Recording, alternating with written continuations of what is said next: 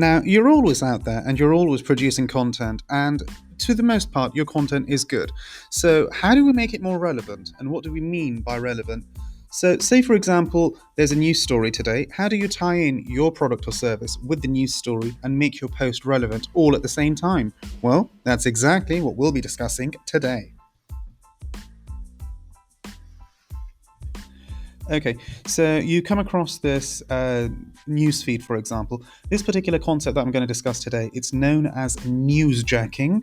It's been around for a couple of years, but today I just wanted to clarify and how it is that we can use it to benefit our social media campaigns.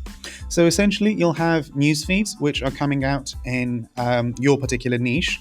Now, for most news stories, there's a cycle. So if I'll just go through the cycle now, it's something which comes up straight away as breaking news.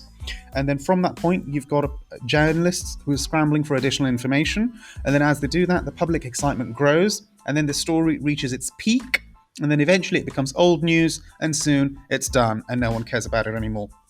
Now, the ideal time to newsjack and to really get in on the action is at the point where it's just become breaking news and before journalists are scrambling to add additional information for it. And that's the point where you can produce your content which is going to be relevant. It can tie in slightly. I mean, one of the ways you could do that is obviously if you used that particular hashtag for that news story, then that way you'd always be on top whenever that story was coming through and people were searching for it. Additionally, you could tie in your product or service to see if it's relevant, if it's in your niche, for example, if it's for our niche, for example, would be social media, or if it's going to be with another niche or your particular industry, and there is requirement. You don't even have to know the full story. For example, you could provide your opinion on that story, or you could go through the story, post a link of how that story has come across, and then provide your own feedback and your own critique of whether you think this is going to be good for your particular sector, how it's going to benefit you, what are the advantages, disadvantages, and that's basically it. And that way you can keep your story live and relevant and in front of the audience.